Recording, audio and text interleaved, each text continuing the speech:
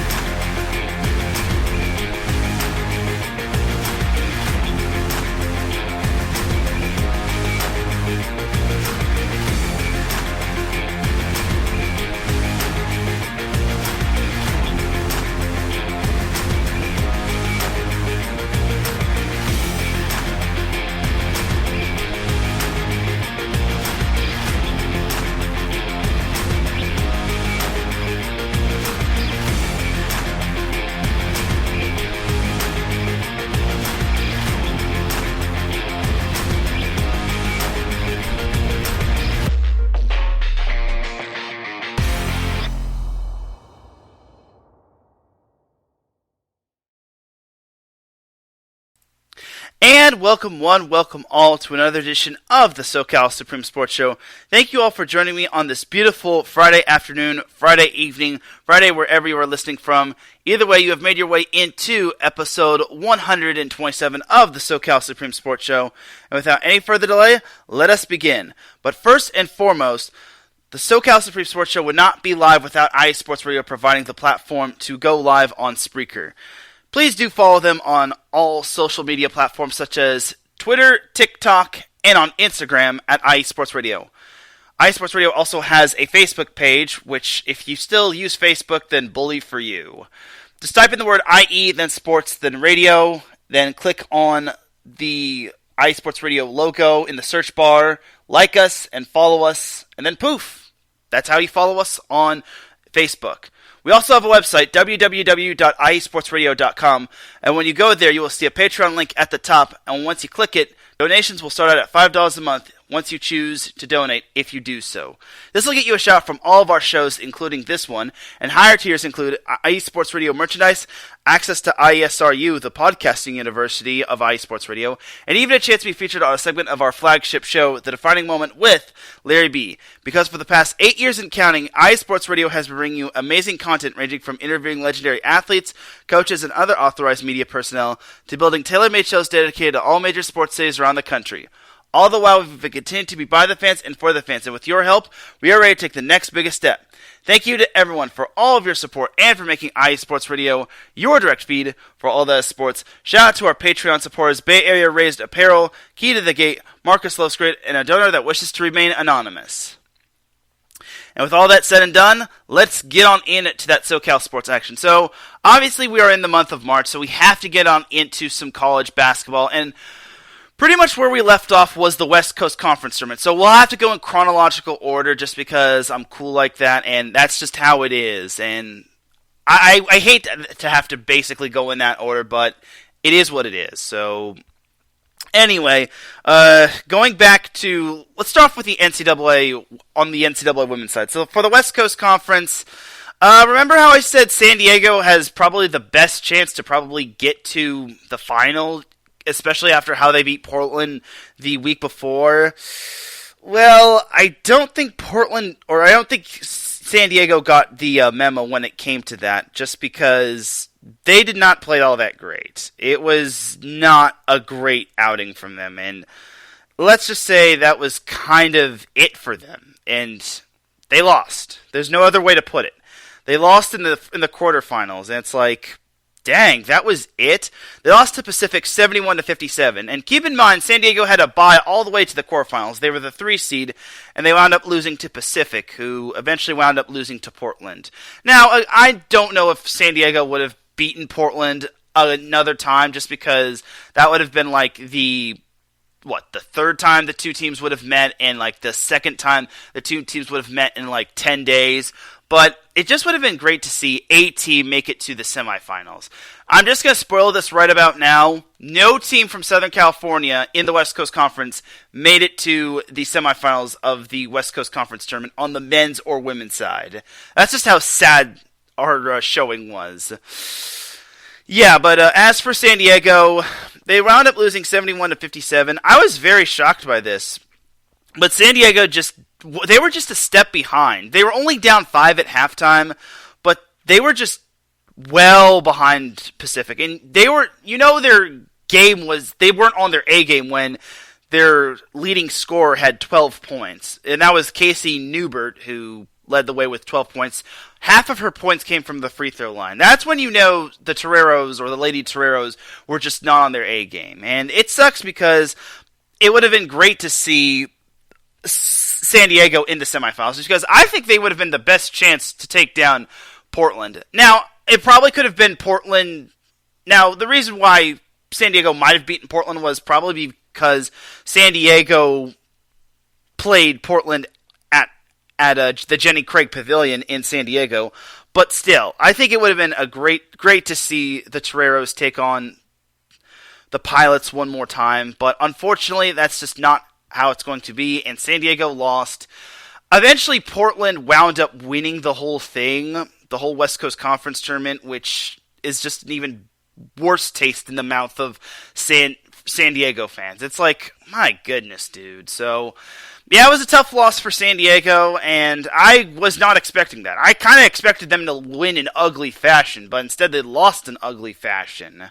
So, tough one for the Toreros, or the Lady Toreros, but unfortunately that's just how the ball bounces, and it sucks because I thought the Toreros could have been like a little team of destiny, but sadly they weren't.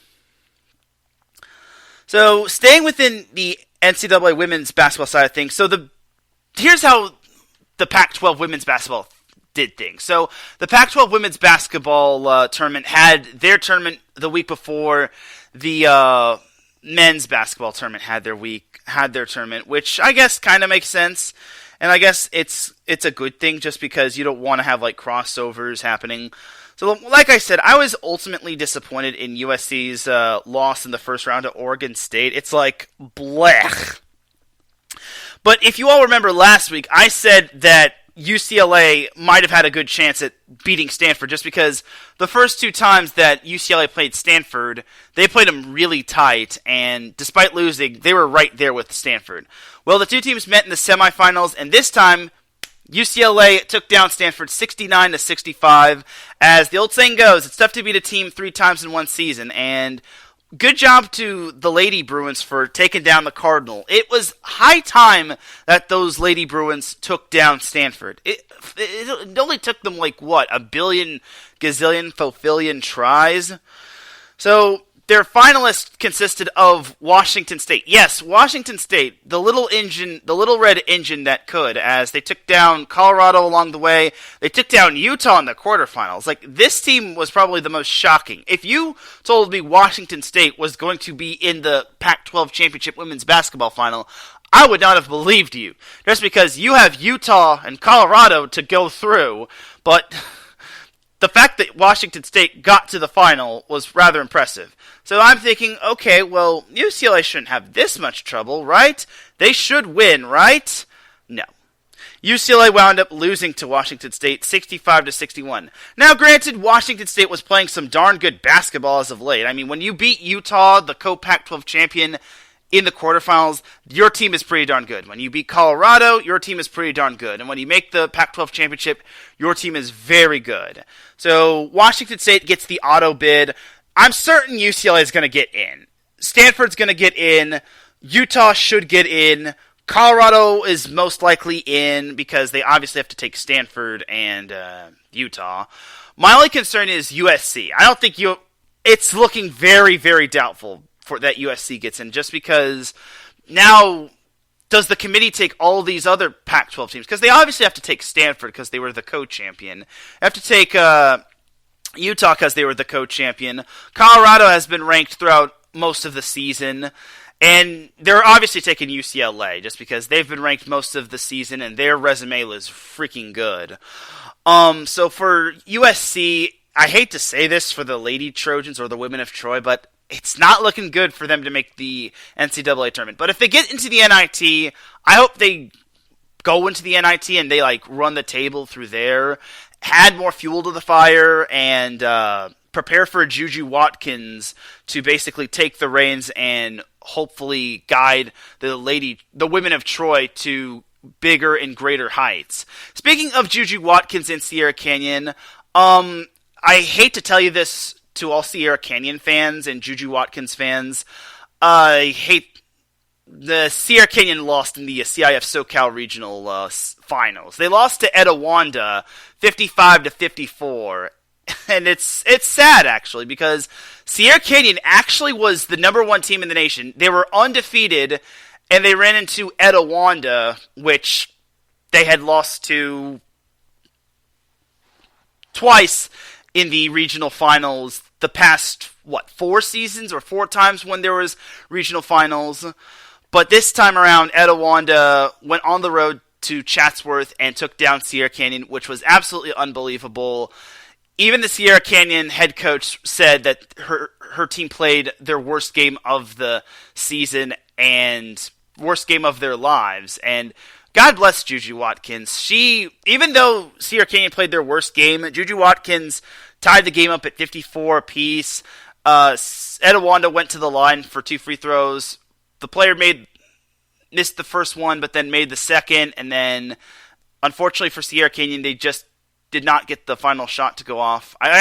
She made the first one, but then missed the second. But then Sierra Canyon just could not get the final shot to go off. And then that was pretty much the season for Sierra Canyon. So it is tough to beat a team multiple times in one season. Etiwanda also lost to Sierra Canyon in the CIF Southern Section Finals. But Juju Watkins did have a fantastic season. So she's going to do great things for USC. And you USC women's basketball fans, you better get excited just because Juju is one fantastic player. So I'm looking forward to seeing what Juju Watkins can do for the Women of Troy next season. I think it's going to be fun times. And if USC does bring back most of their team from last year, then it's going to be an even added bonus. Make USC want to work for it more. Make them add 8 more reps to everything just to resemble the 8 points that they lost by to Oregon State. Because obviously it's going to sting, but if they don't make the NCAA tournament and they have to go to the NIT, let them run the table through the NIT and then basically have them work hard in the offseason. But that's just my perspective, and if they don't want to go into the NIT or the WNIT, then so be it. Alright, so that's that for the, the Pac-12 Women's Basketball Tournament. Jumping on over to the Mountain West Conference Women's Basketball Tournament. So San Diego State, being the lone SoCal team, they managed, like I said, leaving off from where I was at with them, they finished number 3 in the Mountain West Conference behind Wyoming. And they unfortunately were awarded the 4 seed just because they tied with Colorado State, which sucks. And I guess tiebreakers decided to basically give Colorado State that reward. which is no bueno. As Davidson Crooks and Larry B popped in the chat room earlier, Davidson Crooks says, what's good? And I'm just talking some college basketball, starting with the women's side of things. Okay, but over to San Diego State. So they played in the quarterfinals against New Mexico. It was basically 4 versus 5, and this was all that you wanted when it came to a 4 versus 5 matchup. And San Diego State did not disappoint as they narrowly won 69-68. So good job to the Lady Aztecs, but unfortunately their run through the Mountain West Conference tournament ended in heartbreaking fashion as they lost by 3 to number 1 seed UNLV and number 21 ranked UNLV. So unfortunately, that was the end of San Diego State's tournament run. I don't know if they'll get into the NCAA tournament, as yes, San Diego State's 23-10, but it's like the Mountain West Conference isn't really Power 5, and San Diego State hasn't really been ranked all season. UNLV wound up winning the entire tournament as they beat Wyoming in the finals 71-60, as they didn't even drop one Mountain West Conference championship game. So, man, that's incredible. But back to San Diego State.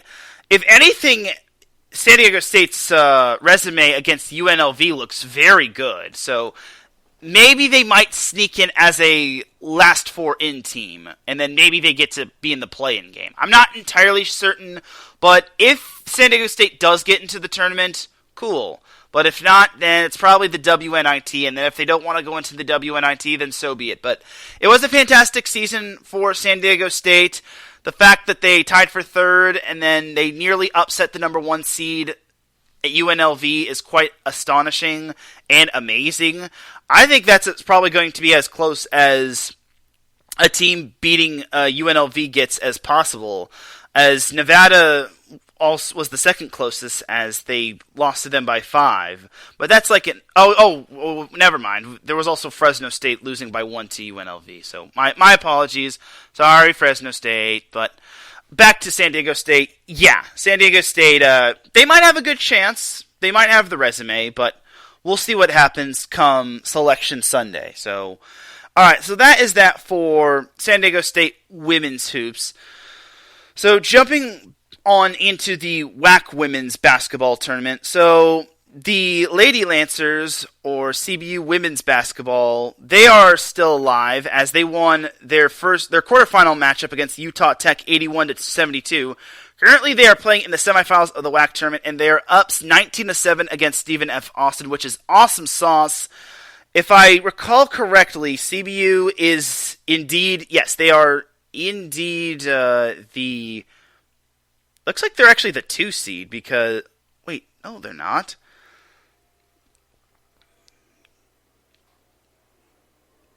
Oh, never mind. They're up 16-7. I guess one of CBU's 3 balls got taken away, or maybe the ESPN thing is glitching out on me.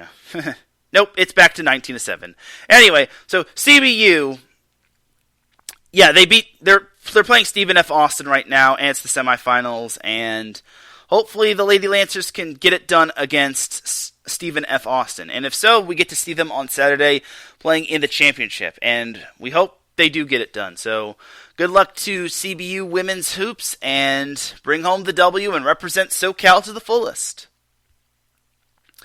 All right, so that's that for the women's side of things in terms of the WAC. Now let's go on into the Big West. So now we got to jump on back to last Saturday. So last Saturday was a crazy, eventful Saturday in the Big West Conference women's basketball side of things. So all that really matters was UC Irvine and Long Beach State. So if Long Beach State won their matchup against UC Davis, then they were the Big West Conference regular season champion. If UC Irvine also lost to UC Riverside, or was it Baker? No, it was I think it was Riverside that they played. Either way, if UC Irvine lost their matchup, then basically that was that. Yes, they did play UC Riverside. Oh no, they played Bakersfield. And if they lost that matchup, then poof, they were gone. Long Beach State would have been the number 1 seed, and they would have won the Big West Conference regular season championship. If UC Irvine were to have won, and if Long Beach State were to have lost, then by virtue of win percentage, yes, by win percentage and not by record, UC Irvine would have won the Big West Conference championship.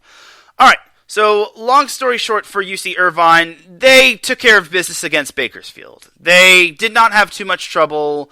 Even on the road, Irvine was basically...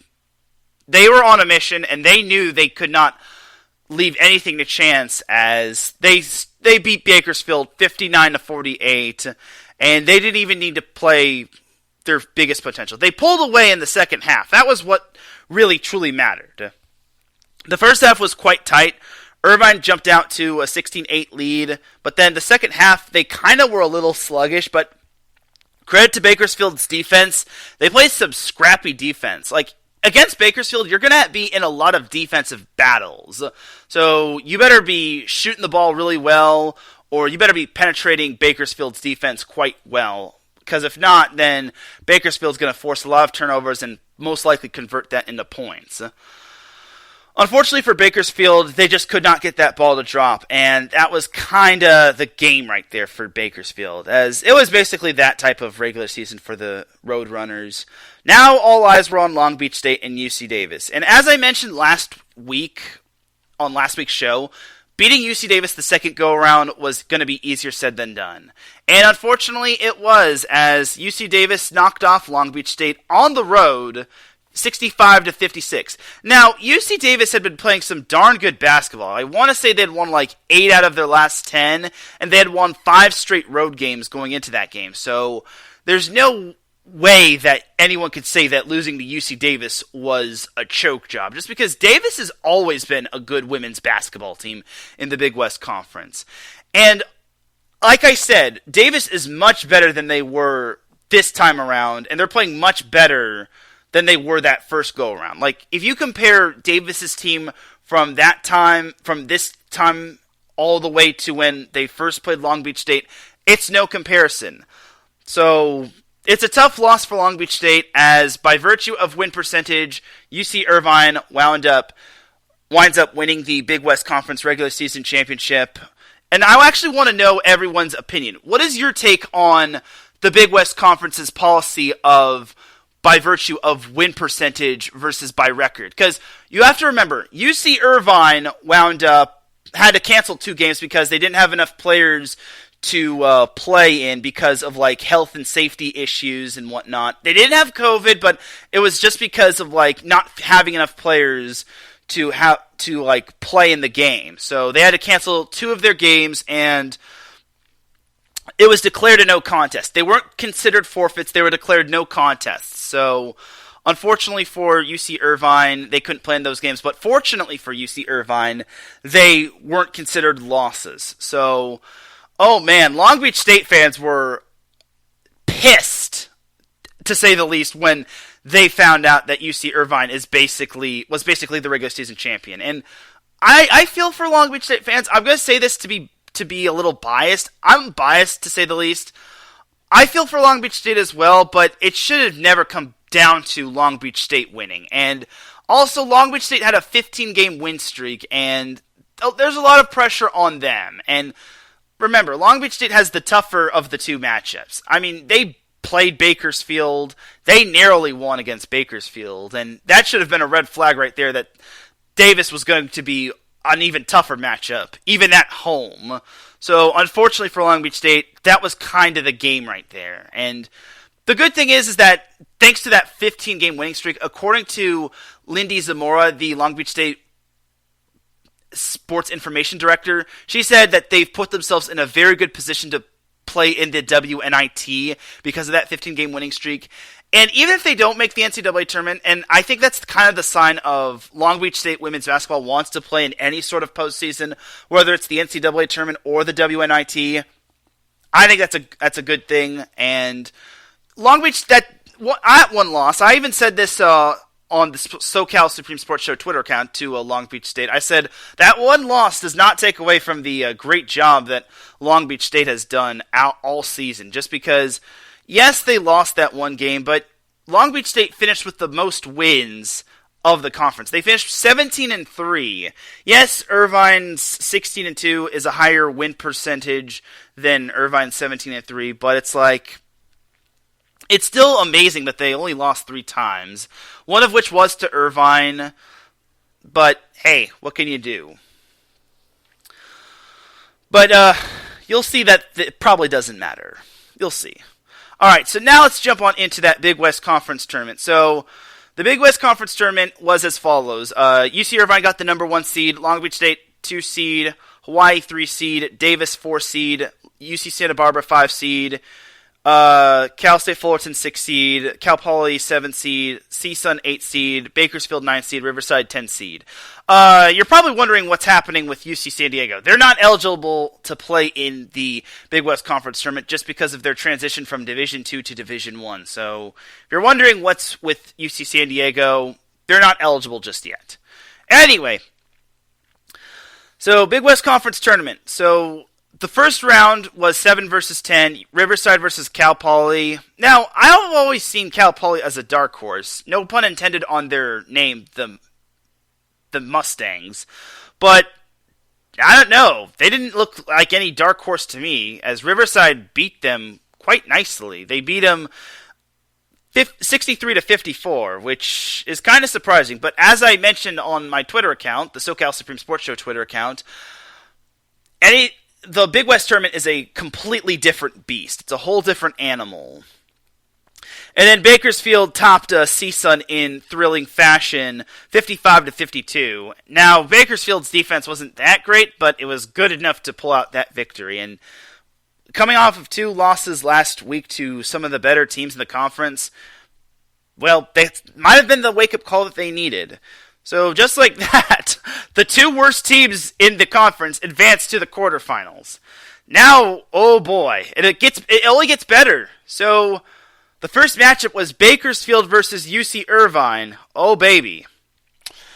So it looked as if Irvine was about to lose, but then Irvine managed to pull out some sort of miracle. I think they pulled off some sort of miracle toward the end. No, it was Bakersfield that pulled off the miracle with 18 seconds left, but unfortunately neither team basically wound up winning in regulation. So to overtime they went, and I was basically astounded by this, and neither team really wanted to score in overtime, as basically it seemed like whenever team got a chance to score, they just couldn't score, and both teams were basically tripping over one another, and Bakersfield, it seemed like they had control over this game for the most part, and it's like they were taking over this game, and it's like they may actually pull off the win. But then they kept missing free throws, and I even said this, making and missing free throws could determine a team's fate in terms of their regular season, or their season in general. So UC Irvine had the ball with about 9 seconds left, as Bakersfield got the stop with about, let's say, 14 seconds left, and then they got the rebound. They got the ball to Morgan Edwards. She unfortunately turns it over, and I feel for her. And eventually UC Irvine gets the ball, and with no time left, I'm going to butcher this girl's name, Niagoa Goni makes the game-tying jumper to send it into double overtime. So that's incredible right there. So I'm just thinking to myself, Irvine literally is the team of destiny. Like, that team is something special right there. It's like, no matter how many times Irvine has a chance to lose, they wind up getting another chance to make up for that ground. It's just incredible right there. It's just incredible. So, in the double overtime period, Irvine's up 59-56, and I'm thinking, well, 3:58 remaining, there's lots of time left. But it's like Bakersfield could not make jack diddly squat. Their first field goal did not come until almost halfway through the second overtime period, where Kayla Morris made the biggest shot of her life. She made a three-pointer which tied the game up at 59 apiece, but then both teams were basically either turning the ball over or missing jumpers. And then eventually, with 22 seconds left, Taylor Caldwell made the jumper to put Bakersfield up 61-59. And eventually, Irvine had a chance to tie the game. Well, unfortunately, missed the layup. And eventually, they got the timeout. Bakersfield called the timeout, and they eventually were able to get past Irvine, and they were able to stun the number 1 seed. So, yeah, Bakersfield upsetting the number 1 seed, UC Irvine. If anyone had that on your bingo card, congratulations. So I don't want to hear any more complaints from Long Beach State fans saying, oh, Long Beach State got robbed of the number 1 seed, and we got robbed of the Big West Conference regular season title. Because look at what happened now. So, nothing against UC Irvine. I'm not trying to be mean to them, but it's like, I'm just stunned that they lost in that first round. UC Irvine had 24 wins. Bakersfield had a whopping 7 going into this match. Oof. But I guess this just goes to show you that the Big West Conference Tournament, or any other conference tournament, is a whole different animal. As Mike Pat pops in the chat room, he says, have a great show, sir. Thank you, Mike. But back to this game, I was very surprised that this was a straight up big win for Bakersfield. Like, this is probably their biggest win since the transition from the transition to the Big West Conference, and heaven knows they could get more big wins like that. It's just incredible, man. So, speeding right along through the other games in the Big West Conference, so we had UC Santa Barbara just beating the brakes off of off of UC Davis. Oh man, this wasn't even remotely close. Santa Barbara crushed UC Davis 70-36. They almost doubled up on Davis. It was raining threes in the first half. Like, this one was over by halftime, as they held Davis to 3 points in the second half. I think Davis might have used up all of its baskets in that game against Long Beach State. This is no disrespect to Davis, by the way, but I really think that they ran out of baskets or made jumpers in that game in this game, as Santa Barbara went up 41-13 at halftime. It was like, good Lord have mercy. And you know your team was struggling when one of your players nearly had half the points of your total points, as Evan Turner had 16 points for Davis, while Alyssa Marin had 15 points for UC Santa Barbara. So Santa Barbara is off to the semifinals, where they're currently playing Bakersfield right now. And let's just say Santa Barbara is out to play, spoiler alert, to Bakersfield's Make-A-Wish tournament run, as Santa Barbara leads 31-19 in the second quarter of the Big West Conference Tournament semifinal number 1. The other semifinal consists of Long Beach State versus Hawaii, as Long Beach State wound up beating UC Riverside in comeback fashion. I can't believe that either.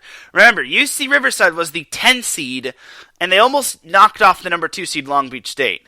Long Beach State actually needed a comeback. They needed a 23-8 comeback to beat UC Riverside, as they wound up winning 55-49. It was quite stunning, if you ask me.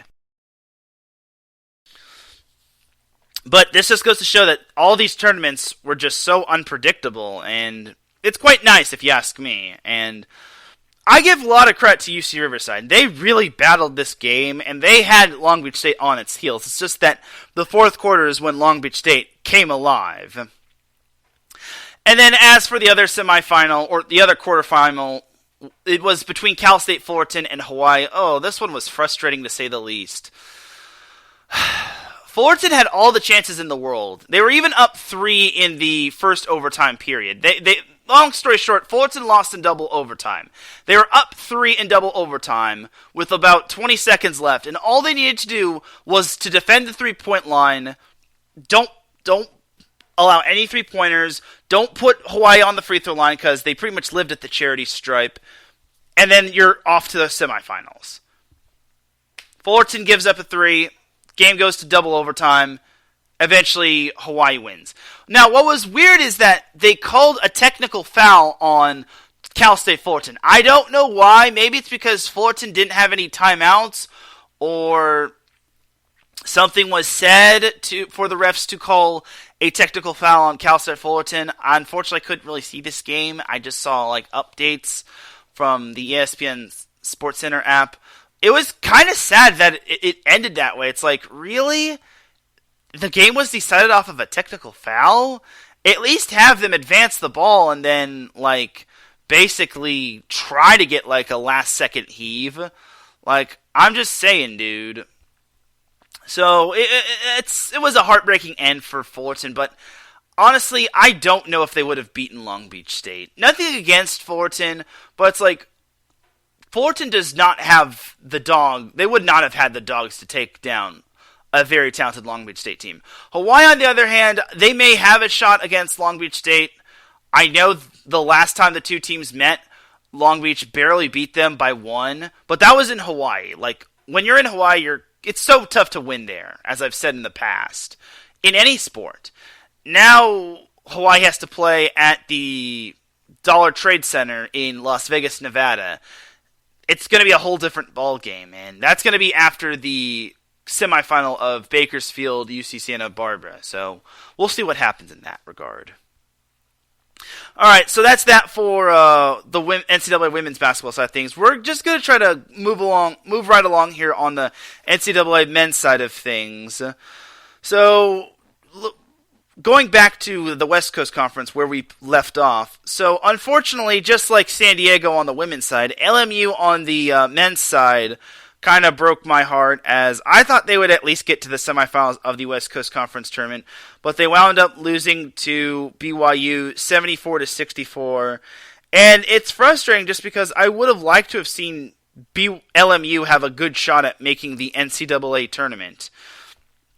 Sadly, that is not the case, just because LMU, they beat Gonzaga and St. Mary's, and that would have been great. Now, one LMU fan said on Twitter that LMU does have the quality wins, but the problem is that they have too many losses. LMU has 12 losses, and if LMU had switched their losses with Santa Clara, which they had only 9 losses, or three losses less than them, prior to Santa Clara losing to Gonzaga in the semifinals, then LMU might have actually stood a chance to making the NCAA tournament. But unfortunately for LMU, they most likely are out. If they get into the NCAA tournament, awesome, but it looks like LMU is kind of an NIT team at best.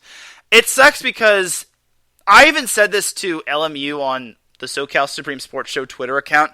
LMU was kind of the bright spot to college basketball hoops in Southern California, not named USC, UCLA, or San Diego State. Just because that's basically the Power 3.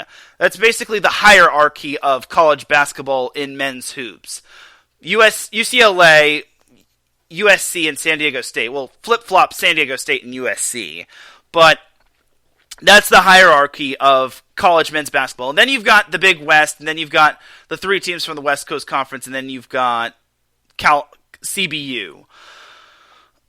For LMU, I really want them to make the NCAA tournament, but I really think that LMU has something really special coming along when it comes to their season. And Stan Johnson deserves a lot of credit for the great job that he's done when it comes to the job that he did with when it came to his team. The fact that his team beat Gonzaga on the road when they had won like 76 some games in a row is fantastic. The fact that they beat St. Mary's is fantastic. I just wish they had gotten that one more win to put them at 20 wins. If they get that one more win, that puts them in a better position to make the NCAA tournament. But alas, that is not the case, as sadly, it's basically the season for them. It's basically the season for them, and it's looking like that they're probably not going to get into the NCAA tournament. If they do get into the NCAA tournament, awesome. But if they don't, then I will be unhappy and I'm going to be sad-faced. But it's all good. One player that LMU is going to be getting is, I'm blanking on this guy's name from Corona Centennial, but this dude from Corona Centennial, he helped the Huskies win the CIF Southern Section Open Division Championship. it was from a breakaway steal, and it was against St. John Bosco, and they, I guess for those that don't follow it, Corona Centennial won the CIF Southern Section Open Division Championship off of a breakaway dunk, 58-56. It was phenomenal. Just look up Corona Centennial boys basketball breakaway dunk game winner, and then that's the guy. And I'm trying to find the dude that wound up winning the. That basically, I'm trying to find his name. Ugh.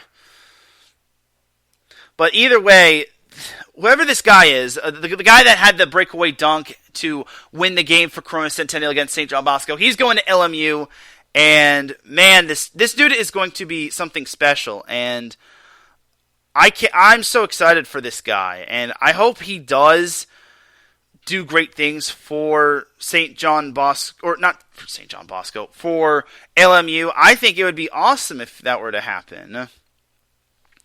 And if that is the case, then awesome. But LMU is still going to have to contend with the likes of Gonzaga and St. Mary's.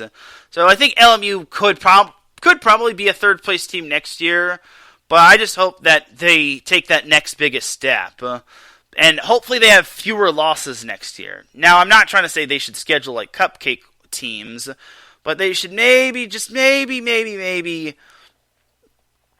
not schedule, or maybe schedule teams that they could probably beat within their skill range. But overall, it's still a fantastic season for Corona Centennial. They did just lose in the CIF SoCal Regional Open Division Finals to Harvard Westlake of Studio City.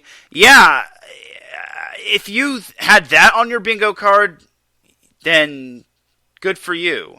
I didn't think... But you have to look at Harvard Westlake. Harvard Westlake actually beat some good Open Division teams like St. John Bosco and Sierra Canyon. Like that team, Harvard Westlake, is vastly underrated.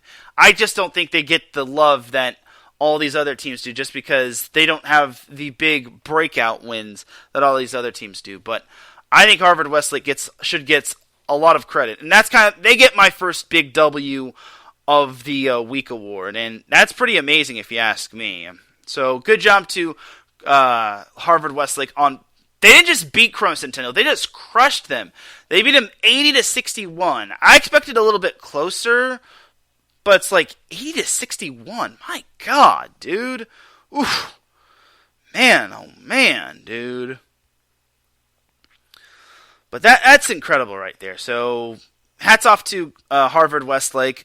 But as I do try to find the dude that had the breakaway dunk for the Corona Centennial against St. John Bosco in the CIF Southern Section Open Division Championship, I will say this about LMU. I hope they do come back bigger and better than ever.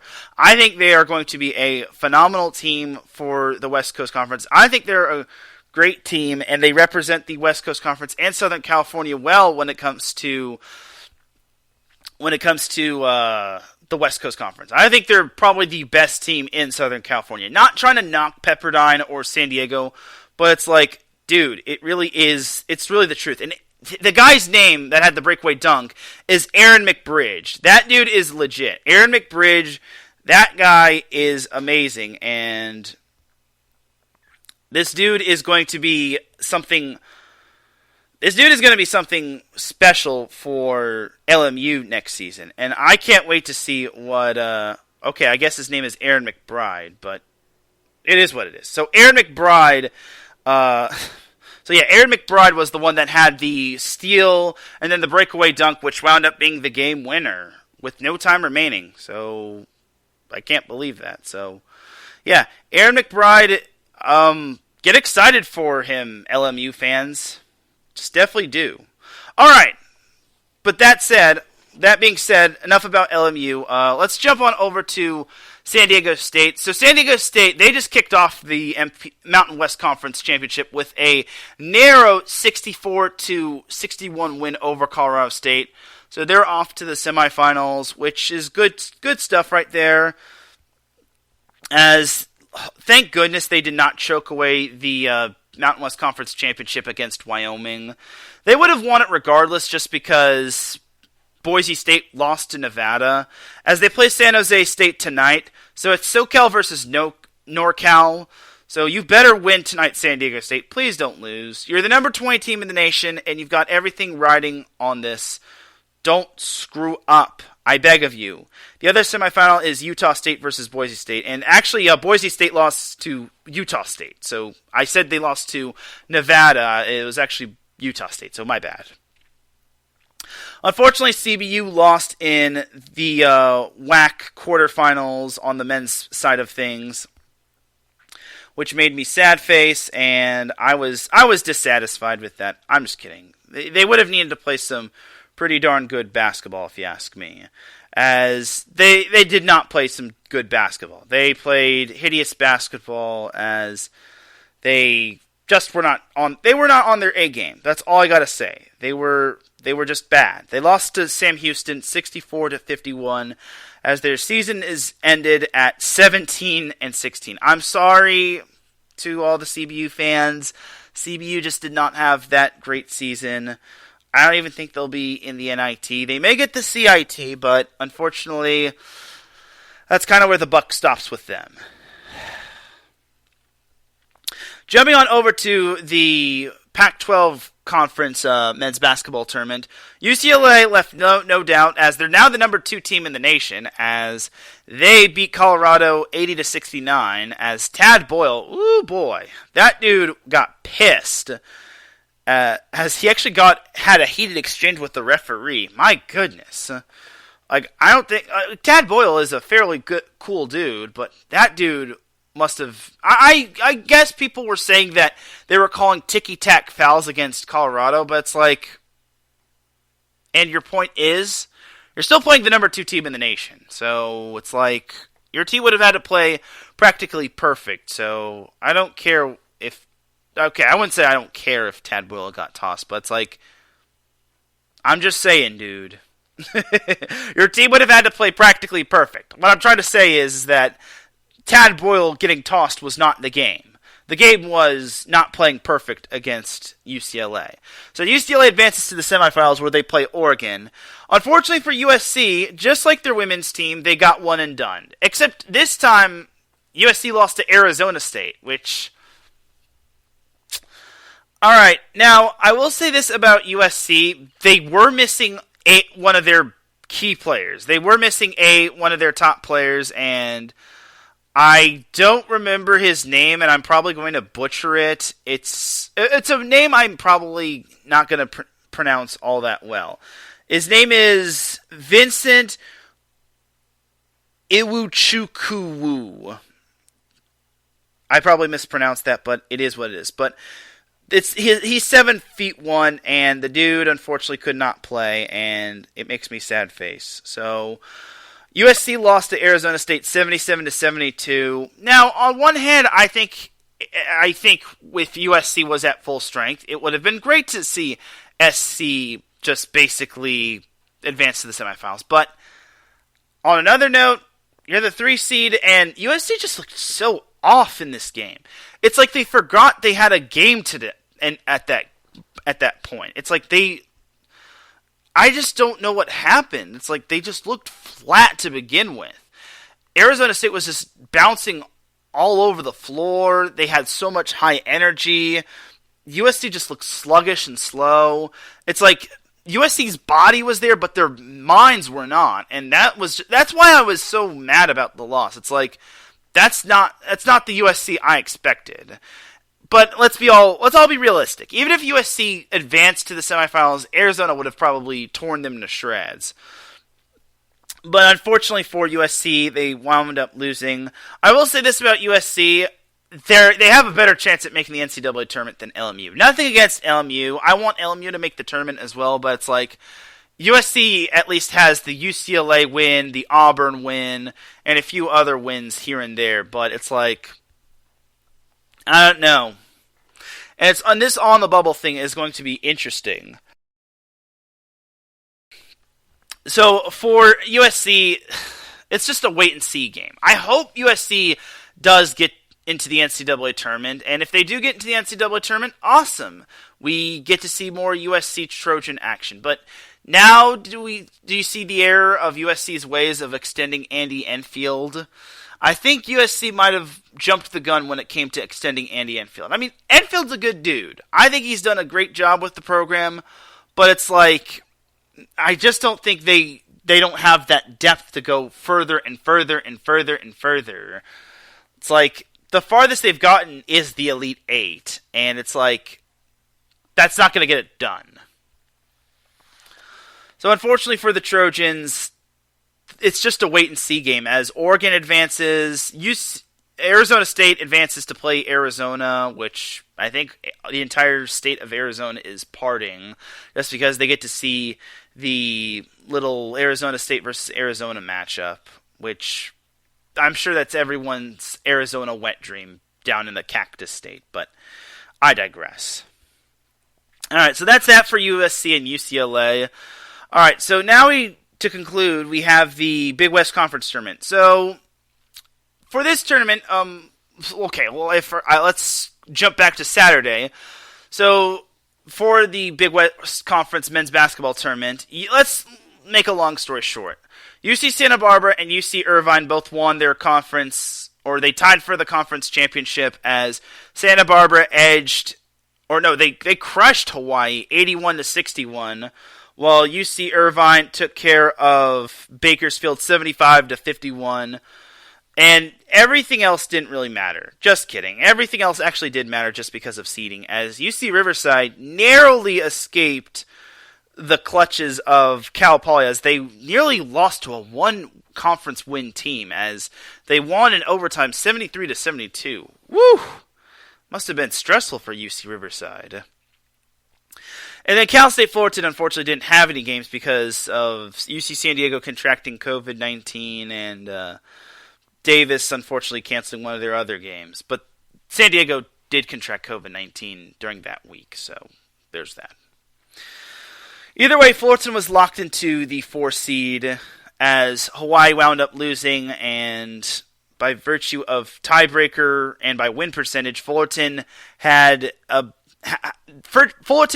to get the 4 seed and not Hawaii. So I'm pretty sure Hawaii fans were miffed about that. But 4 or 5, it doesn't matter. You're playing on a neutral site anyway, so who cares? Anyway, so day 1 of the Big West Conference Tournament. This was the big stunner right here. So Cal Poly was the 10 seed, Long Beach State was the 7 seed. You gotta remember, UC San Diego is not eligible for this tournament because they transitioned from Division 2 to Division 1. As for Cal Poly Long Beach State, I don't think anyone predicted this matchup. I don't think anyone predicted this result. Cal Poly stomped all over Long Beach State. 88-68.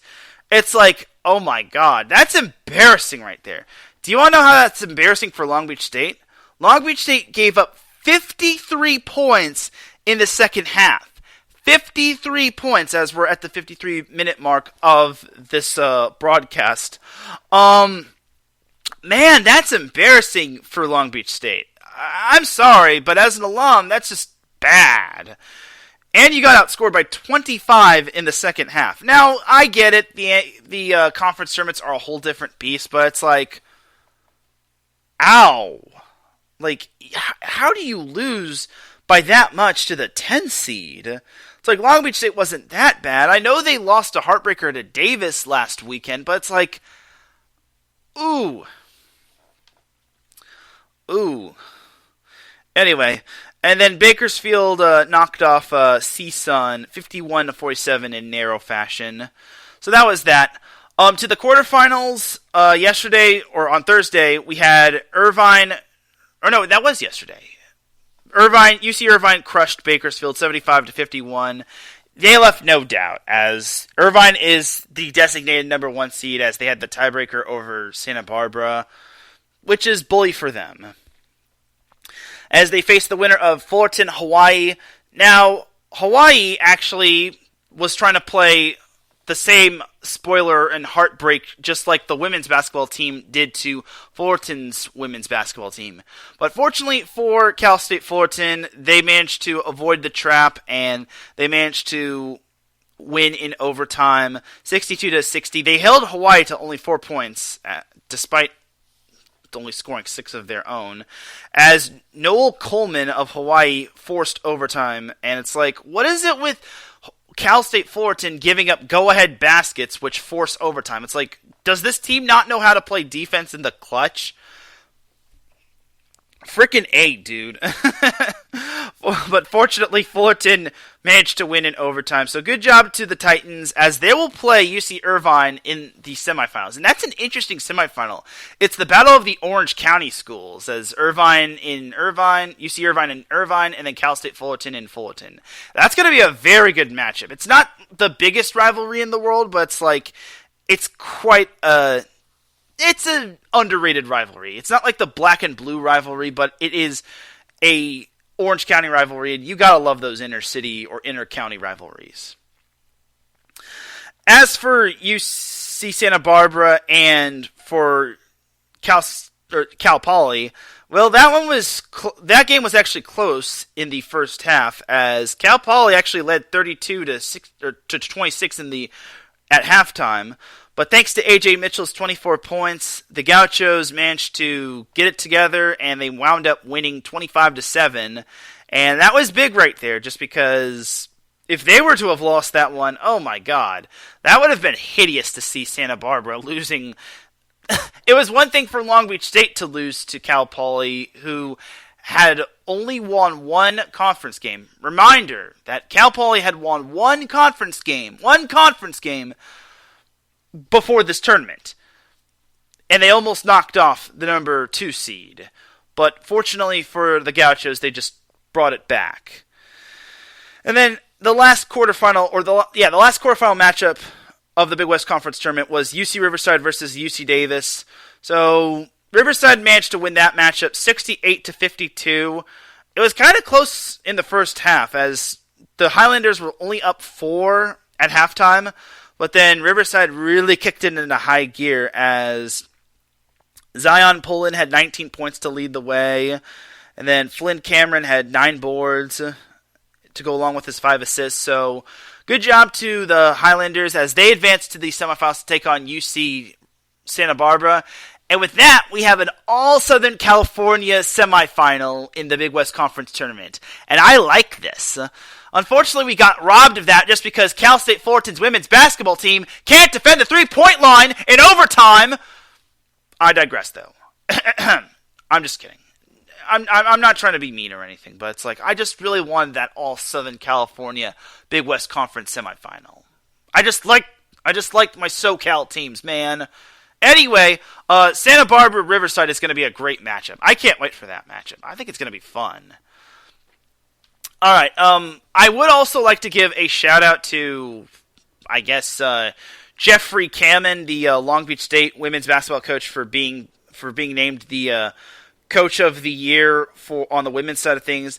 I also want to give a shout out to Mikey Magpeo, the UC Riverside men's basketball coach, on being named the Big West Conference Coach of the Year. He actually follows the the SoCal Supreme Sports Show Twitter account, so thank you. So congratulations to Mikey Magpeo for being named Big West Conference men's basketball Coach of the Year, and you have to love the great job that Magpeo has done as head coach, just because they've won 22 games. They were one loss out of possibly winning the Big West Conference championship, and honestly, then they're 2 wins away from possibly advancing to the NCAA tournament for the first time in its team's history, so I've been told.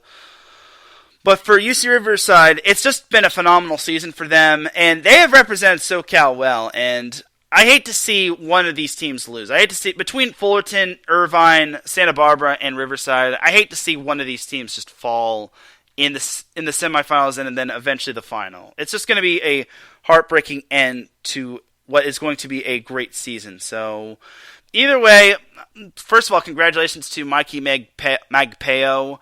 Also, congratulations to all the other athletes who received their awards on the men's and women's side from Southern California. Hats off to you. And best of luck the rest of the way with your future endeavors. So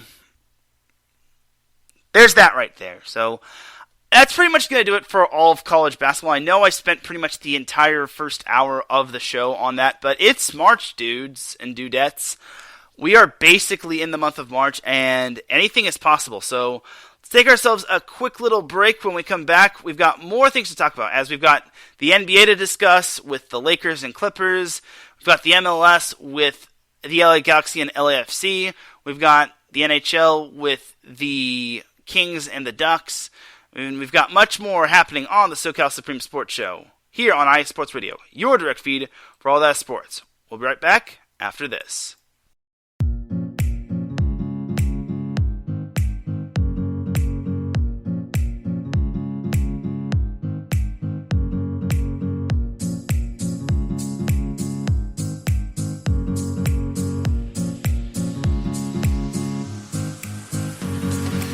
Hey there, sports fans. Are you looking for a sports show that maybe isn't 100% about sports? Then you might want to check out the Sports Couple Perspectives right here on IE Sports Radio, your direct feed for all that is sports. Most sports shows cover only scores and stats, and while we're not opposed to that, we dig a little deeper into sports issues and some of the hottest topics in athletics. In addition to sports, we take a journey through my neck of the woods, pop culture, with movie reviews of both sports and non-sports films. Speaking of pop culture, make sure to participate in our game nights, where we quiz each other on our specialties, and you, the listeners, can win IE Sports Radio apparel. We always have a great time learning more about each other's worlds, one show at a time. So join us each week on the Sports Couple Perspectives, right here on IE Sports Radio, your direct feed for all that is sports.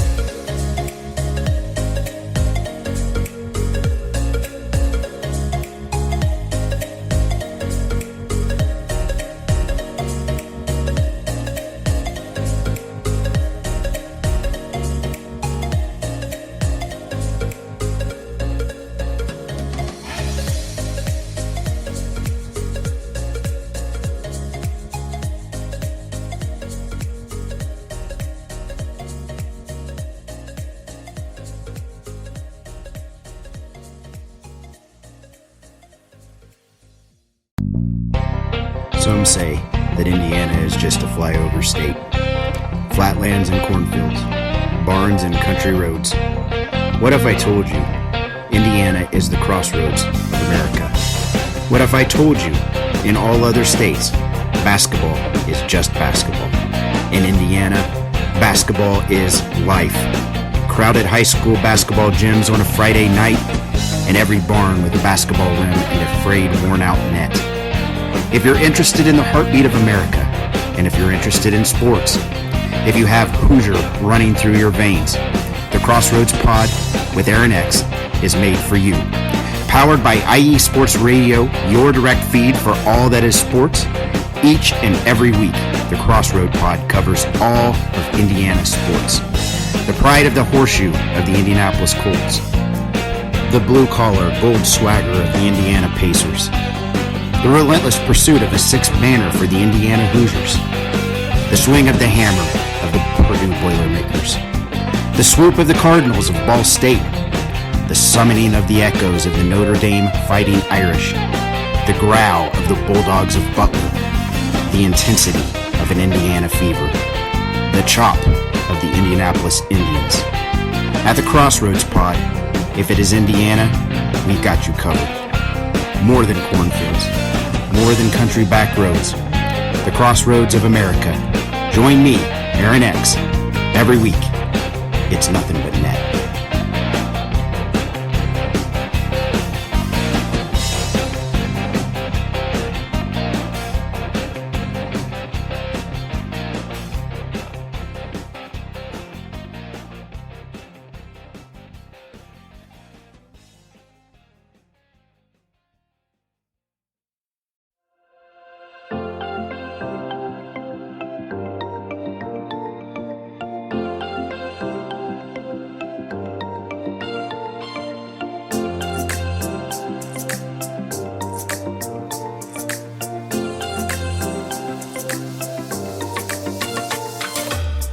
Are you a fan of Buffalo sports? Are you thinking of changing loyalties and becoming a Buffalo sports fan? Do you even know where Buffalo is on the map? Did you know Canada is closer to Buffalo than New York City? Welcome to the Buffalo Huddle, every Tuesday night at 7 p.m. Eastern Standard Time and 4 p.m. Pacific Coast Time on IE Sports Radio, your direct feed for all that is sports. I'm your host, Patty Bax. This is a podcast designed for you, the passionate sports fan. I know you love your sports. Who doesn't? I cover Buffalo sports and so much more by bringing in the human elements. I call it Buffalo Sports with a Twist. Join me as we take a journey into the world of Buffalo sports. I guarantee you'll fall in love with Buffalo just like I did. Each week we start with an inspiration, question of the day, a Buffalo fun fact, and our weekly challenge to you, the listener. Come huddle up with me every Tuesday at 7 p.m. Eastern Standard Time and 4 p.m. Pacific Coast Time for the Buffalo Huddle with Patty Bax on IE Sports Radio, your direct feed for all that is sports. As we say in Buffalo, go Bills!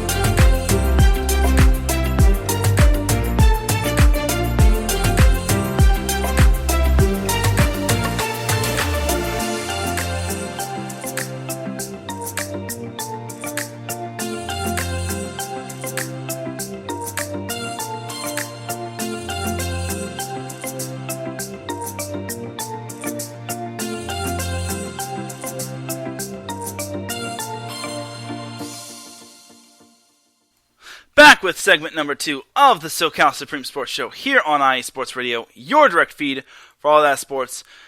Definitely check out all of our amazing shows, such as the Sports Couple Perspective with Larry B. and Cecilia B.,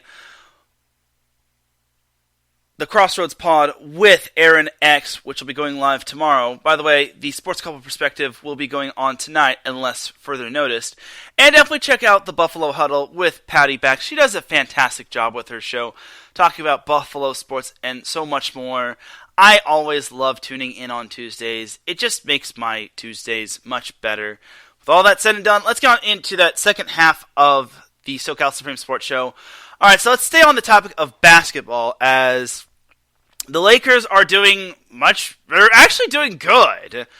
I never thought I'd be using the term Lakers and good this season, as it's just been a complete wash for the most part this year. But, hey, they're actually in the play-in hunt, which I don't think anyone really predicted. But with how wide open, I wouldn't say wide open, but with how tight the Western Conference standings are outside of the number 1 seed, I think it's quite astonishing, honestly.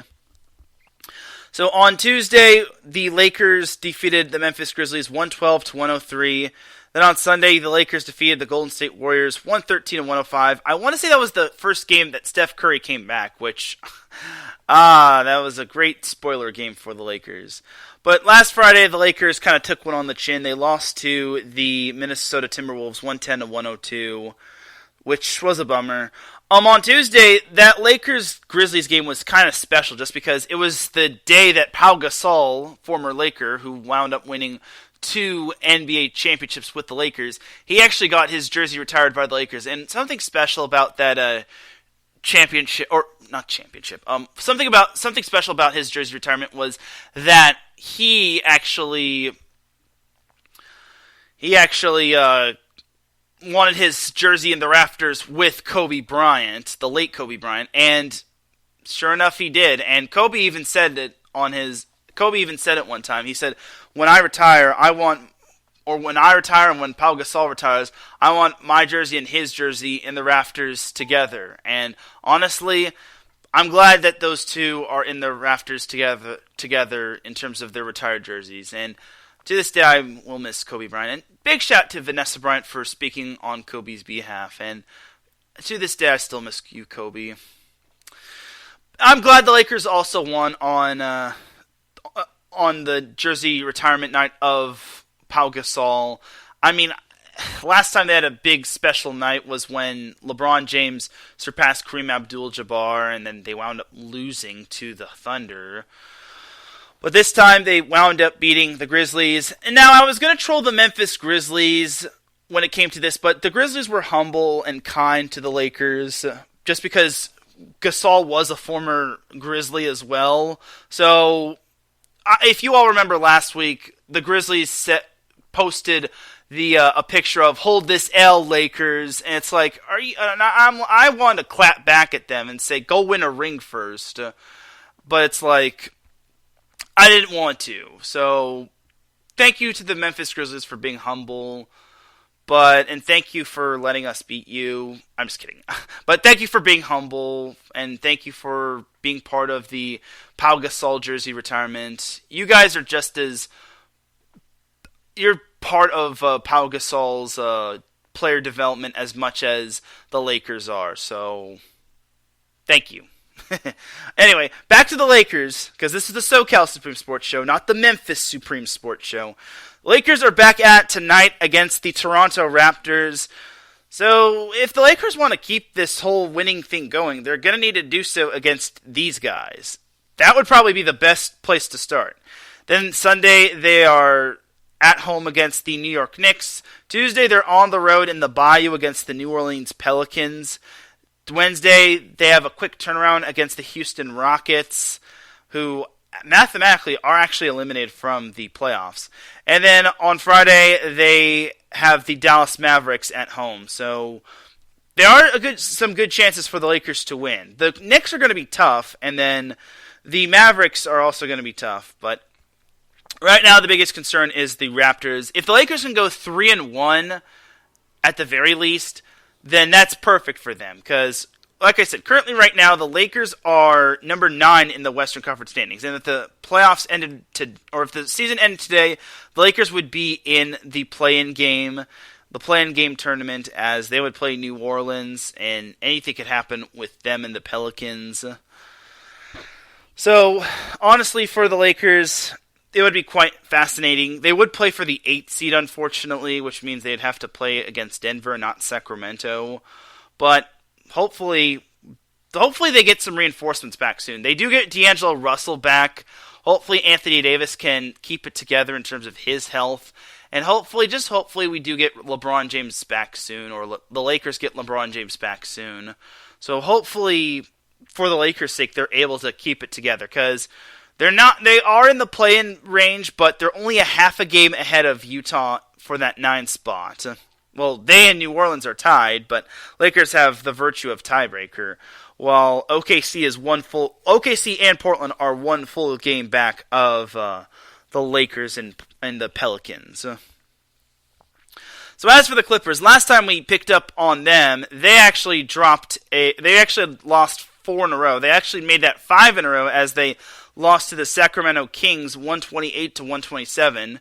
So that was a rough game, but fortunately for the Clippers, they wound up making a stunning comeback. I used the term stunning rather interestingly against the Grizzlies, 135-129, as they gave up 51 points in the third quarter, despite scoring 30 of their own. But remember, for those that aren't following along, the Grizzlies don't have Ja Morant. So unfortunately for Ja Morant, the dude basically, I'll talk about him a little bit later, but Ja Morant's not with the team right now, and I don't think he will be for a while. So the Grizzlies lost to both LA teams this past week, but in the game against the Clippers, the Grizzlies gave up 42 points to Paul George, which is quite nice. And the Clippers also got 34 points from Kawhi Leonard. They also got 17 from Eric Gordon and 15 points from Mason Plumlee. So when Paul George and Kawhi Leonard are both not injured, they are fantabulistic. And the Clippers followed up that win over the Grizzlies with a 108-100 win over the Toronto Raptors. Now, I know there were some bad calls, some questionable calls from the refs, as Fred VanVleet voiced his opinion when it came to the referees, and he got fined $30,000 for that. But I understand, and it's like sometimes you just gotta voice your opinion. But again, sometimes you just can't be in that game. And he even said it best: you can't just blame it on the refs altogether. It's like that wasn't the game right there. They fell behind early, and they just could not really keep up with the Clippers on the road. So the Clippers are back at it tomorrow, being Saturday, when they host the New York Knicks. Then on Wednesday, they play on national TV again when they play the Golden State Warriors. Oof, they're playing the Golden State Warriors a lot, as on last Thursday, or Thursday, March 2nd, they got blasted by the Warriors. So hopefully they have a better showing this time at Crypto.com Arena. And then next Saturday, the Clippers are still at home against the Orlando Magic. So Clippers right now, they've won 2 in a row, and they are the number 5 seed. So they were in play-in range, but they're now improving. So they just got to keep stacking up the wins, and they actually have to have Russell Westbrook not play like hot garbage. Otherwise, this Russell Westbrook signing is going to be a complete honest joke. Just because, well, I mean, Russell Westbrook, there's a reason why Westbrook got traded from the Wizards to the Lakers, and then he eventually got traded from the Lakers, just because the dude's a turnover machine. And I hate to say this, but Westbrook, unfortunately, just isn't it. I mean, if there is one guy that could possibly revive his career, it's probably the Clippers and Ty Lue, but it's like, let's not get too carried away here. They beat a Ja Morant-less Grizzlies team, and they also beat the Toronto Raptors. Now, again, the Clippers, again, yeah. The Clippers gave up 51 points to the Grizzlies. You can't do that. Imagine if they actually did have Ja Morant, and they gave up more than 51 points in that third quarter. Then that would have been that could have been a whole lot worse than it needed to be. So Clippers better be counting their lucky stars. I'm not trying to say the Clippers didn't deserve that win, because that fourth quarter was when the Clippers came up clutch. I can't believe I'm using that term, Clippers and clutch. But it's like, man, good job, Clippers. All right, but that's going to do it for the Clippers. Let's jump to some MLS action, as LAFC and the LA Galaxy finally got to play in a game, as their first game in El Tráfico got rained out at the Coliseum. So for LAFC, they managed to take care of business against Portland 3-2, which is good. They needed to win on their championship ring night, because if not, then that would have been completely terrible. That would not have been fun times. And this one was pretty much over by the third quarter, as LAFC was up 2-0 at halftime. They were up 3-0 thanks to Kwadwo Opoku, and Portland managed to scrap together 2 goals. Now, that's good and all, but it's like, it's the first game, and Portland is a solid team more often than not, so LAFC better be careful. You better not pull this garbage again. Also for LAFC, they are participating in the CONCACAF tournament. They defeated, I'm going to butcher this team's name, Alajuelense 3-0, as Dennis Bouanga had all of LAFC's goals. So that was just the first leg, though. The second leg between those two teams isn't until March 15th, which is this upcoming Wednesday. But back to MLS action. The LAFC is back in action on Sunday, so they have 2 days to rest, but then they're back in action at home when they play the New England Revolution.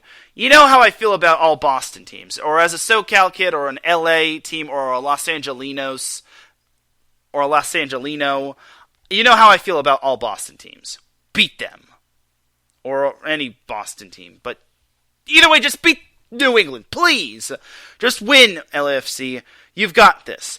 As long as they don't look too far ahead to next Saturday's matchup against Seattle, I think LAFC is in good shape. So go show them whose house it is. I don't care if New England is 2-0. It's your house, and you gotta defend it. So you got this. Jumping on over to some LA Galaxy action. The Galaxy, well, let's just say their season opener was something to forget. So they lost 3-1. It was 1-1 at halftime, as LA Galaxy allowed a penalty shot. As well, let's just say that kind of was what gave Dallas FC the momentum. if they don't get that, if they don't make that penalty goal, or if they don't get that penalty shot to begin with, LA is up 1-0, and Dallas is kind of scrambling to get some momentum. But being tied 1-1 is way better than being down 1-0. As Dallas FC managed to get 2 goals from Jesus Ferreira in the second half. So, yeah, Galaxy is off to a fantastic start. So, oh, thank God the Galaxy aren't participating in the CONCACAF tournament. But their next game is tomorrow when they travel up to Patrick Mahomes land to play Sporting KC. So that should be it should be a good game. I mean, Sporting KC isn't going to be as bad as last year, but I hope for the Galaxy's sake they don't manage to lay an egg on the road. But yeah, the Galaxy have to get up off the mat, and they have to basically show the Sporting KC who's boss. Sporting KC is winless on the season, but that should not mean anything, as the Galaxy have only played 1 game because of Mother Nature. And also, can we just say, I think Klein is pretty much a dead man walking at this point. But we'll see what happens. I mean, the more the Galaxy don't win, and the more the Galaxy continue to put up wet farts like that, it's like the more Klein is probably going to get fired. I'm just saying. I'm no soccer expert, but it's like, I think Klein is pretty much on his last leg when it comes to the Galaxy. I'm just saying. Anyway, jump into some NHL action. So, the Ducks and the Kings, once again, they're both on 2 different paths. The Kings are right there with the Golden Knights. They are so close to the Golden Knights. They're tied in points with 84.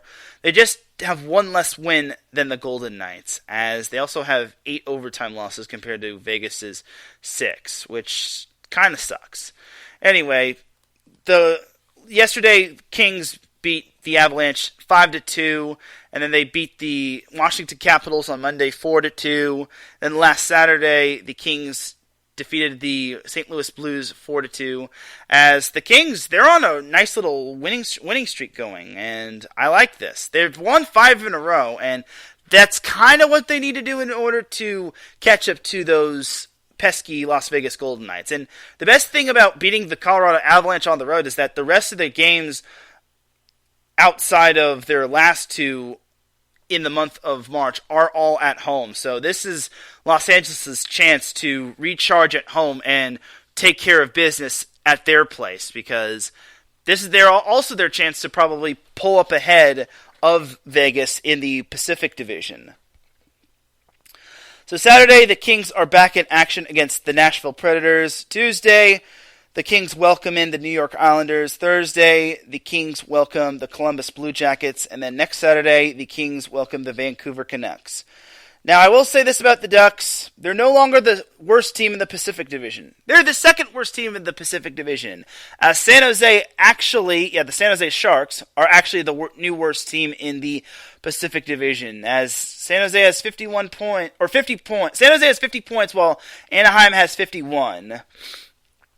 The Ducks are still not making the playoffs, as the Ducks lost in overtime on Wednesday to the Vancouver Canucks. Then the Ducks got stomped on by the Seattle Kraken 5-2. By the way, they lost to the Canucks 3-2 on Wednesday. And then last Friday, the Ducks beat the Montreal Canadiens 3-2. So tonight, the Ducks are back in action in only one of 2 games in the NHL tonight, against the Calgary Flames at Calgary. The good news is for Anaheim is that outside of their last game of the month of March, the rest of their games are at home. So maybe they can enjoy some home cooking, as tonight the Ducks are at Calgary. So outside of tonight's game and then the final game of the month of March, the Ducks are at home. Sunday, the Ducks welcome the Nashville Predators. Wednesday, they welcome the Islanders. And then Friday, they welcome one of the worst teams in the NHL, the Columbus Blue Jackets, where if they lose that one, then Anaheim just needs to fold their franchise. One of my friends actually just brought this up on Twitter a couple days ago, and he said, it sucks that the Anaheim Ducks are going the same route the Anaheim Angels are going with Trevor Zegras.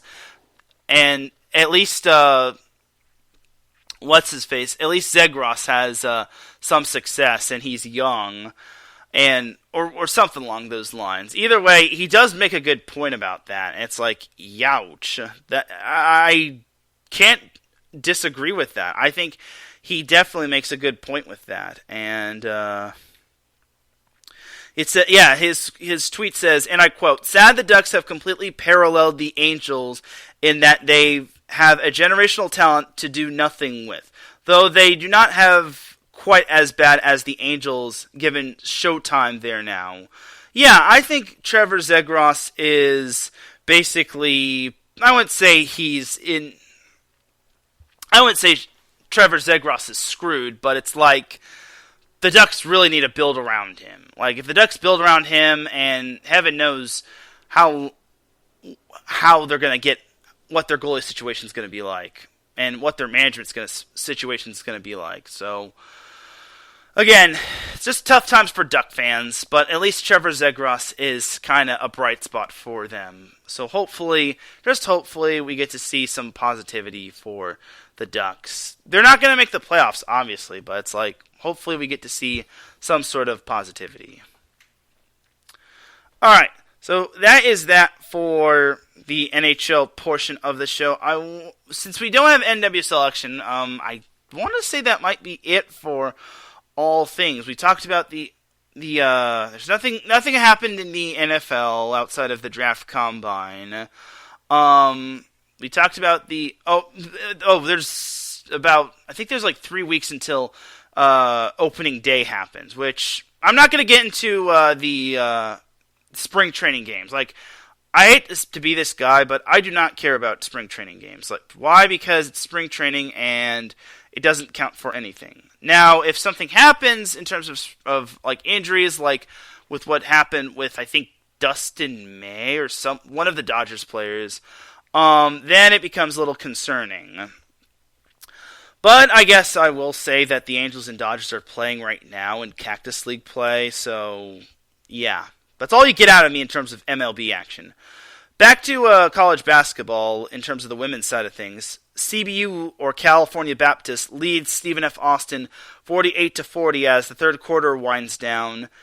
The UC Santa Barbara and Bakersfield are in the fourth quarter as Santa Barbara is leading 48-44 as Alexis Whitfield just scored, as it was 46-44, but then Whitfield just made that layup for Santa Barbara, as that could be going down to the wire right there. So that's that right there. But I do want to give out some Big W awards. I do want to give out this one Big W award, and this goes out to someone who showed a lot of mental toughness and physical toughness.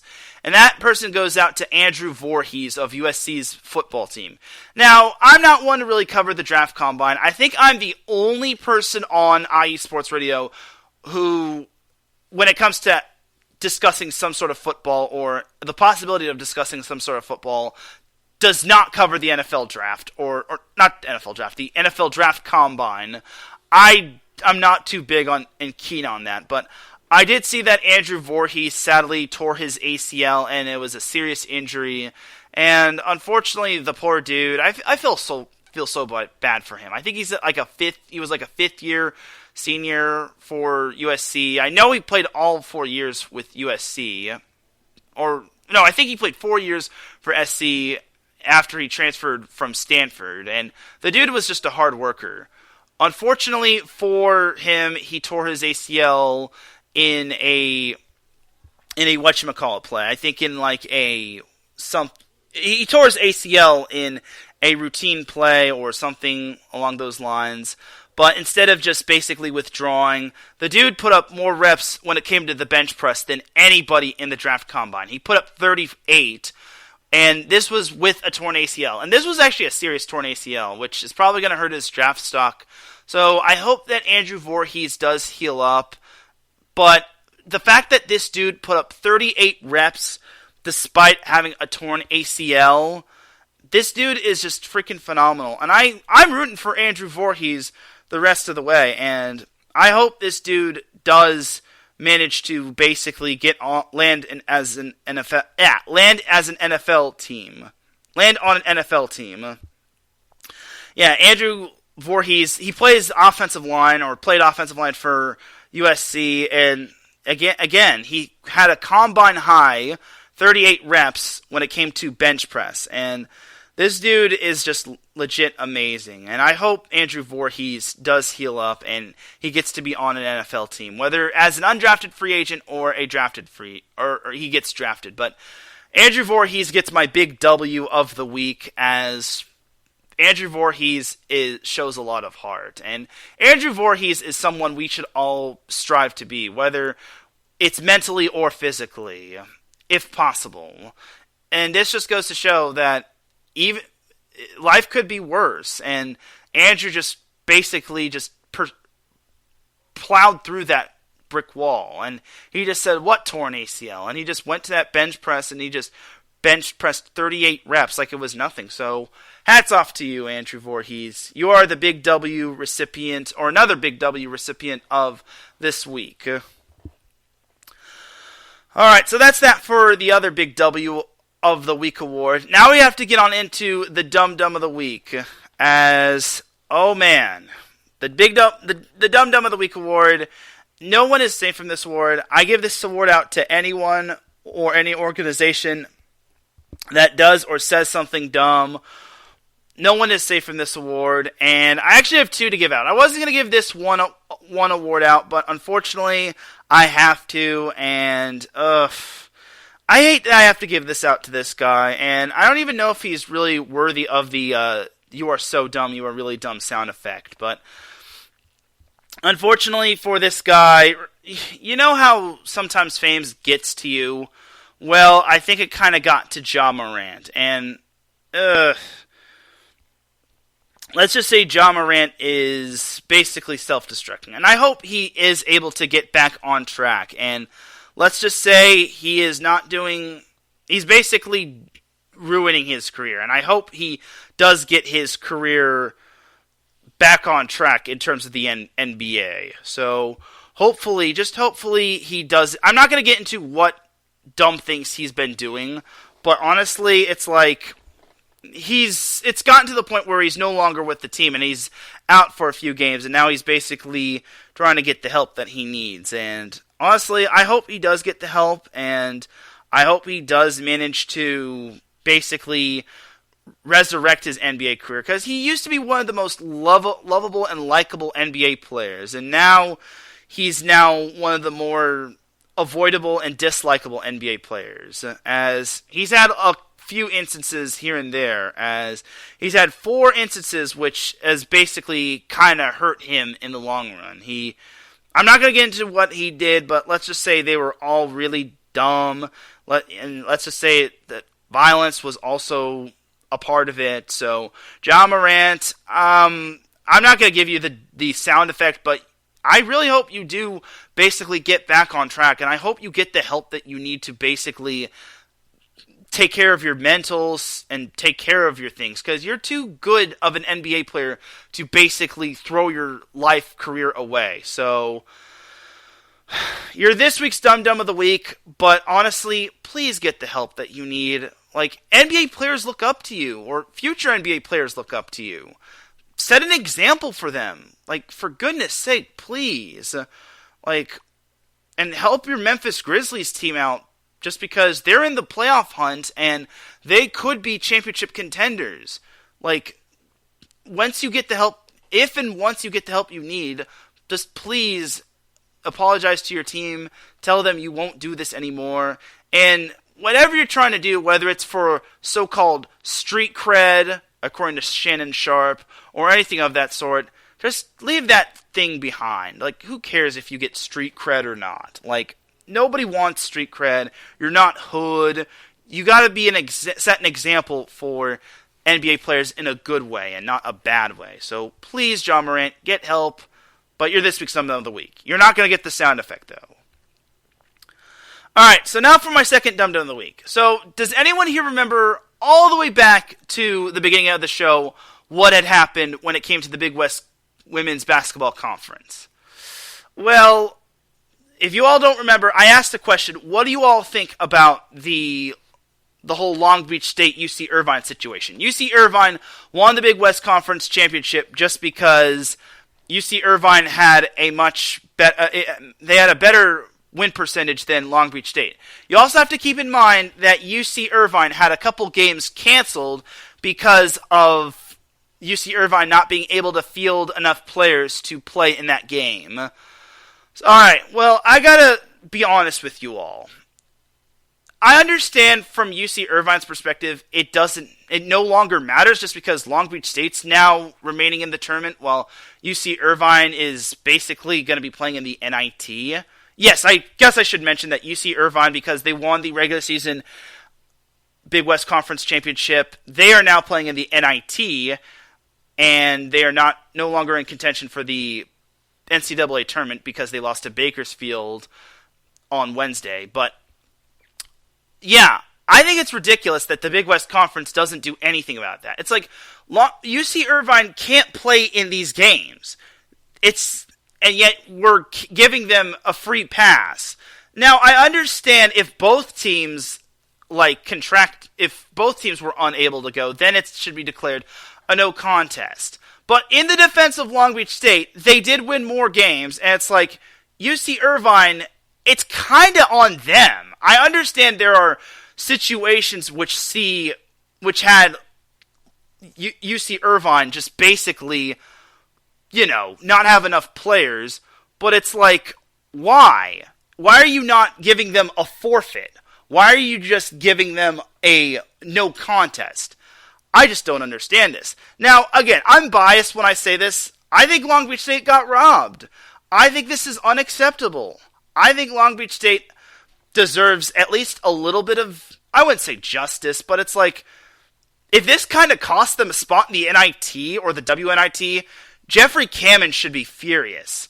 But honestly, yeah, and Larry says that's on UC Irvine. Yeah, well, for UC Irvine, they just didn't have enough players to play against a pair of their opponents. I think it was like Cal Poly and UC Davis. Now, I'm no psychic, but I don't know how it would have been if they had played UC Davis. Again, UC Davis was probably playing better than they were early on, but it's like Irvine should have to forfeit those games. If you're a Long Beach State fan, you're probably thinking Irvine should forfeit those games because Irvine doesn't have enough players to play against. But the Big West Conference's policy is it becomes a no contest. I kind of think that's pretty stupid just because it's like the team that is the one that does not have enough players is the one that can't participate.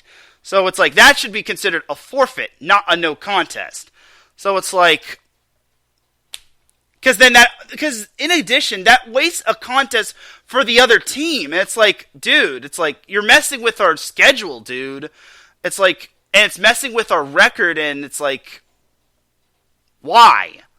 It kind of almost cost Cal State Fullerton men's basketball a chance at the Big West Conference Championship, but checking the mathematics, I don't think they would have had enough wins or losses, or the record just would not have been good enough to catch up to UC Irvine or UC Santa Barbara. So I just don't really like the Big West Conference policy of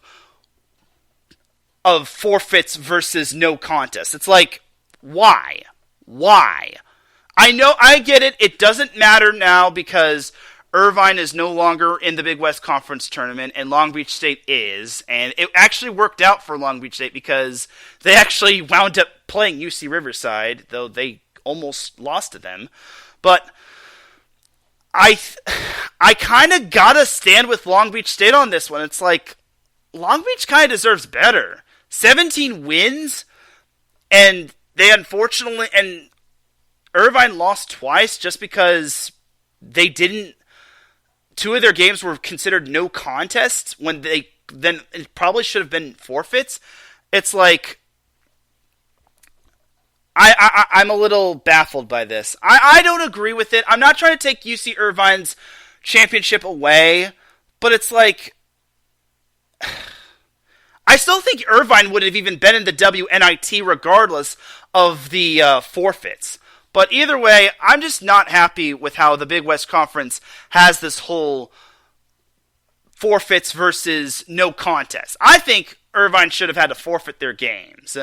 And in the long run, I think it could have mattered for Irvine's season, but it no longer matters now. But for the Big West Conference and their policy of forfeits versus no contest, I do not like that rule. Big West, you better change that rule to being, if a team can't participate, they got to forfeit. Because Fullerton fans were not happy about that. Long Beach State fans, in terms of their women's basketball team, were not happy about that. And I'm pretty much not happy about that. It's like, it's either you have enough players to play the game or it should be a forfeit. Now, if it was COVID-19 related, I could understand that. If it was like a COVID-19 contraction within the team and they have to quarantine, so be it. But unfortunately, that is not the case, and I hate to do this to the Big West Conference and this little policy, but this policy within the Big West Conference, and this is my opinion, just because it says so in the description, these are the thoughts of myself, Teran Rodriguez, and not the thoughts of iSports Radio or anyone else. That policy of the Big West Conference in terms of forfeits versus no contest is the dumb of the week. You're so dumb. You are really dumb. For real.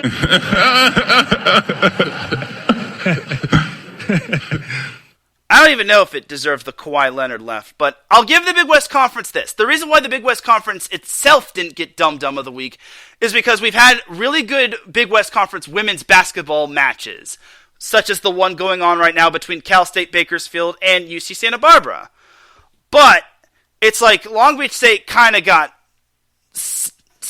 I wouldn't say stolen from a regular season championship, but it's like they worked so hard, and then this final week where they lost to Davis, and then UC Irvine won, and then Irvine, who played fewer games than Long Beach State, winds up winning the contest, or winds up winning the regular season championship, because they managed to have 2 fewer games because of no contest as opposed to forfeits.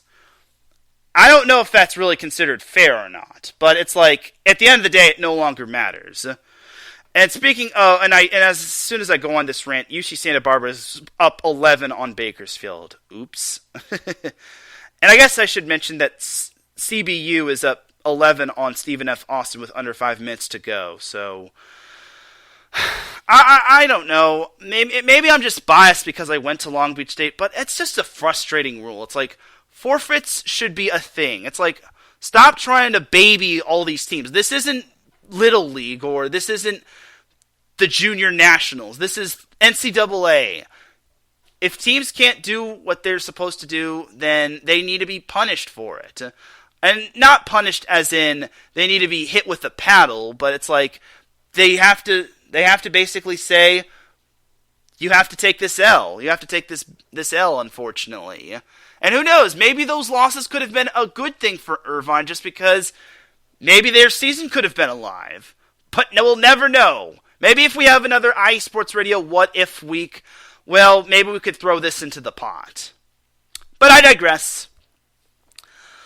But on that note, that's going to do it for this week's episode of the SoCal Supreme Sports Show, as UC Santa Barbara is up 65-55.